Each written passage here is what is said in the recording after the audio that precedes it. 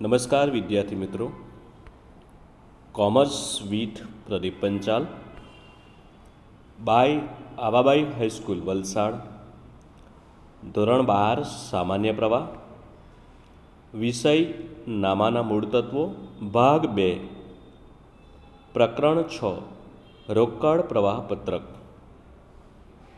આજના આ વિડીયોમાં આપણે રોકડ પ્રવાહ પત્રકની પ્રસ્તાવના જોઈશું, તેના પારિભાષિક શબ્દોનો અર્થ જોઈશું.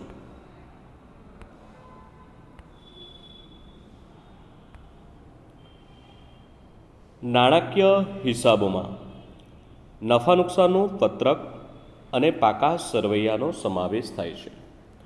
એક માર્ક્સમાં પૂછાય કે નાણાકીય હિસાબોમાં કોનો સમાવેશ થાય? તો એક નફા નુકસાનનું પત્રક અને પાકા સરવૈયાનો સમાવેશ થાય છે. એક માર્ક્સમાં આ પ્રશ્ન આવી શકે. આ બંને પત્રકો નિર્ધારિત હેતુઓ માટે તૈયાર કરવામાં આવે છે. નફા નુકસાનનું પત્રક અને પાકું સરવૈયું એ ચોક્કસ કોઈક હેતુ છે, નિર્ધારિત એટલે અગાઉથી નક્કી કરેલા હેતુ માટે તૈયાર કરવામાં આવે છે. તૈયાર કરવાની પદ્ધતિ પણ પૂર્વ નિર્ધારિત છે, એટલે કે અગાઉથી નક્કી જ કરેલી છે કે નફા નુકસાનનું પત્રક અને પાકું સરવૈયું કેવી રીતે તૈયાર કરવાનું, એ માટેની જે પદ્ધતિ છે એ પણ અગાઉથી નક્કી જ હોય છે. આ પત્રકો વેપારી ધોરણે તૈયાર કરવામાં આવે છે. કે નફા નુકસાનના પત્રક અને પાકું સરવૈયું એ કઈ રીતે તૈયાર કરવામાં આવે? તો તે વેપારી ધોરણે, કઈ રીતે?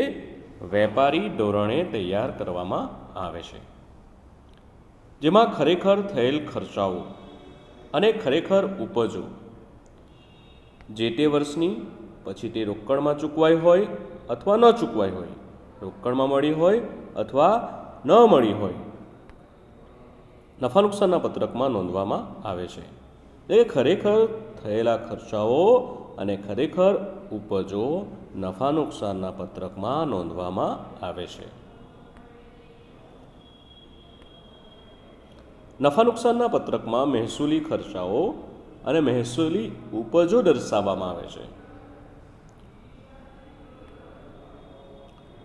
પાકા સરવૈયાના પત્રકમાં ઇક્વિટી જવાબદારી અને મિલકતો અંગેની માહિતી આપવામાં આવે છે. એક માર્ક્સમાં પૂછાય કે નફા નુકસાનના પત્રકમાં શું દર્શાવવામાં આવે છે? તો મહેસૂલી ખર્ચાઓ અને મહેસૂલી ઉપજો, અને પાકા સરવૈયાના પત્રકમાં ઇક્વિટી અને જવાબદારીઓ અને મિલકતો અંગેની માહિતી આપવામાં આવે છે. ટૂંકમાં વેપારી ધોરણે તૈયાર થયેલ નફા નુકસાનનું પત્રક ધંધાની નફાકારકતા દર્શાવે છે. એક માર્ક્સમાં પૂછાય કે વેપારી ધોરણે તૈયાર થયેલ નફા નુકસાનનું પત્રક શું દર્શાવે છે? તો ધંધાની નફાકારકતા દર્શાવે છે. એક માર્ક્સમાં આવી શકે. પાકું સરવૈયું ધંધાની આર્થિક સદ્ધરતાની જાણકારી આપે છે. આ પણ એક માર્ક્સમાં પૂછાય કે પાકું સરવૈયું ધંધાની કઈ જાણકારી આપે છે? તો ધંધાની આર્થિક સદ્ધરતાની જાણકારી આપે છે. આર્થિક સદ્ધરતાની પાકું સરવૈયું. જ્યારે નફા નુકસાનનું પત્રક ધંધાની નફાકારકતા દર્શાવે છે. તો આ બે પ્રશ્ન પરીક્ષામાં આવી શકે. નાણાકીય હિસાબોના અંગ તરીકે નફા નુકસાનના પત્રક અને પાકા સરવૈયા ઉપરાંત રોકડ પ્રવાહ પત્રકનો સમાવેશ થાય છે. આ પણ એક માર્ક્સમાં આવી શકે કે નાણાકીય હિસાબોના અંગ તરીકે કોનો સમાવેશ થાય? તો નફા નુકસાનના પત્રક અને પાકા સરવૈયા ઉપરાંત રોકડ પ્રવાહ પત્રકનો પણ સમાવેશ થાય છે. ધંધાની તમામ મિલકતોમાં રોકડ પ્રથમ નંબરની પ્રવાહી મિલકત છે. ધંધાની તમામ મિલકતોમાં પ્રથમ નંબરની પ્રવાહી મિલકત કઈ? એવું એક માર્ક્સમાં આવી શકે. તો કઈ મિલકત? તો રોકડ. રોકડ એ ધંધાની તમામ મિલકતોમાંની પ્રથમ નંબરની પ્રવાહી મિલકત છે. રોકડનું રોકાણ કરવામાં ન આવે ત્યાં સુધી રોકડ કોઈ પણ પ્રકારનું વળતર કે કમાણીનું સર્જન કરતી નથી. તે બધા તમે જાણો જ છો. દાખલા તરીકે તમારી પાસે 1 લાખ રૂપિયા છે અને તેને 1 વર્ષ માટે તિજોરીમાં રાખી મૂકો તો તમને કોઈ વળતર મળશે નહીં. પરંતુ જો એનું રોકાણ કરવામાં આવે તો એમાંથી તમને વળતર મળે છે.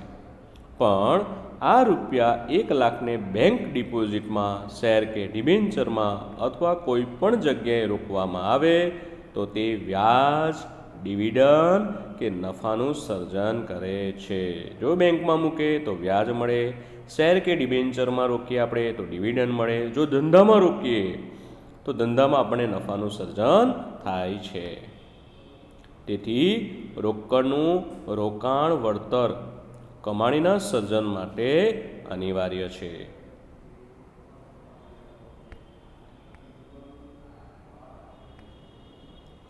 ધંધામાં રોકડ કયા પ્રાપ્તિ સ્થાન દ્વારા પ્રાપ્ત થાય છે અને રોકડ ક્યાં રોકવામાં આવી છે? આ બંને બાબતો ખૂબ જ મહત્ત્વ ધરાવે છે. એટલે કે ફરીવાર જોઈએ કે ધંધામાં રોકડ કયા પ્રાપ્તિ સ્થાન દ્વારા પ્રાપ્ત થઈ છે. એટલે કયા પ્રાપ્તિ સ્થાનો દ્વારા આપણે રોકડ મેળવી છે? શેર બહાર પાડ્યા છે, ડિબેન્ચર બહાર પાડ્યા છે, જામીનગીરી બહાર પાડી છે. કઈ રીતે આપણે રોકડ મેળવી છે? કોઈ લોન લીધી છે આપણે? અને રોકડ ક્યાં રોકવામાં આવી? આપણે જે બધા પ્રાપ્તિ સ્થાનોમાંથી રોકડ મેળવી પછી આપણે એ રોકડને કઈ જગ્યાએ રોકી છે? આ બંને જ બાબતો ખૂબ જ અગત્યની છે. ધંધામાં રોકડ યોગ્ય પ્રાપ્તિ સ્થાન દ્વારા પ્રાપ્ત કરીને યોગ્ય સ્થાને રોકવામાં આવે તે ઇચ્છનીય છે.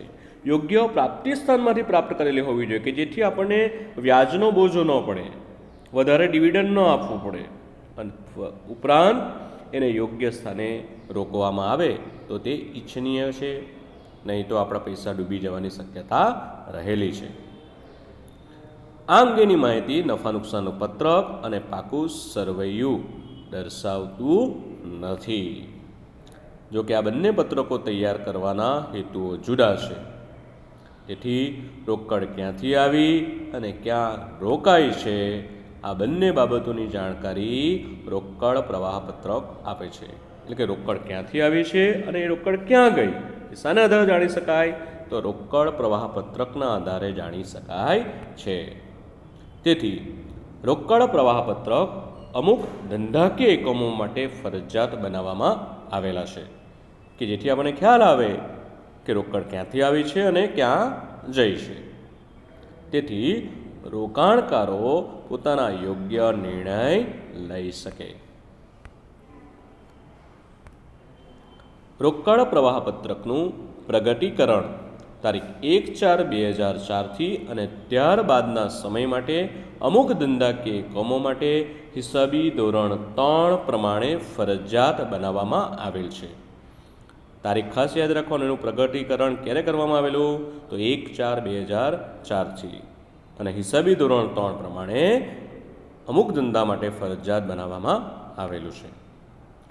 એવા ધંધાકીય એકમો જેમની ઇક્વિટી કે દેવા જામીનગીરીઓ ભારત કે ભારત બહારના સ્ટોક એક્સચેન્જમાં નોંધાયેલ હોય અથવા ડિરેક્ટરો દ્વારા પસાર કરવામાં આવેલ ઠરાવ પ્રમાણે સાબિત થતું હોય કે ધંધાકીય એકમ પોતાની ઇક્વિટી કે દેવા જામીનગીરીઓ કોઈપણ સ્ટોક એક્સચેન્જમાં નોંધવાની પ્રક્રિયામાં હોય, હિસાબી ધોરણ 3 પ્રમાણે આ ધંધાકીય એકમોએ પોતાનું રોકડ પ્રવાહ પત્રક પરોક્ષ પદ્ધતિ પ્રમાણે તૈયાર કરવાનું રહેશે. ઉપર જે આપણે જોઈ ગયા એ ધંધાકીય એકમોએ રોકડ પ્રવાહનું પત્રક કઈ પદ્ધતિ તૈયાર કરવાનું? તો પરોક્ષ પદ્ધતિએ તૈયાર કરવાનું રહેશે. કંપની ધારા 2013ની કલમ 240 પ્રમાણે રોકડ પ્રવાહ પત્રકનો સમાવેશ નાણાકીય પત્રકોની વ્યાખ્યામાં સમાવેશ કરવામાં આવેલ છે. એક માર્ક્સમાં પૂછાય કે કંપની ધારા 2013ની કલમ 240 પ્રમાણે રોકડ પ્રવાહ પત્રકનો સમાવેશ શામાં કરવામાં આવેલો? તો નાણાકીય પત્રકોની વ્યાખ્યામાં સમાવેશ કરવામાં આવેલ છે.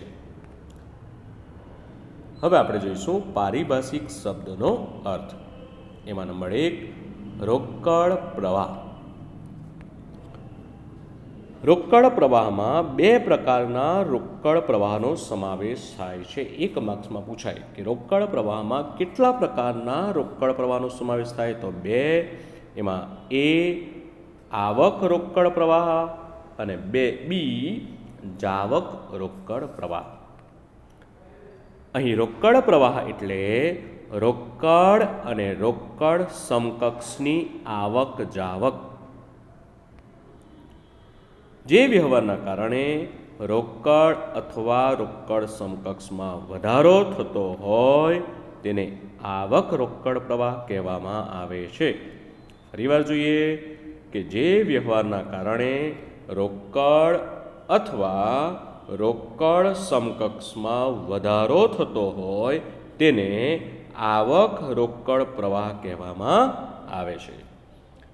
જે વ્યવહારના કારણે રોકડ અથવા રોકડ સમકક્ષમાં ઘટાડો થતો હોય તેને જાવક રોકડ પ્રવાહ કહેવામાં આવે છે. આ પણ બંને વ્યાખ્યા પરીક્ષા માટે અગત્યની છે કે આવક રોકડ પ્રવાહ એટલે શું અને જાવક રોકડ પ્રવાહ એટલે શું. તો જે વ્યવહારને કારણે રોકડ અથવા રોકડ સમકક્ષમાં વધારો થાય તો તેને આવક રોકડ પ્રવાહ કહેવામાં આવે છે. જો ઘટાડો થાય તો એને જાવક રોકડ પ્રવાહ કહેવામાં આવે છે.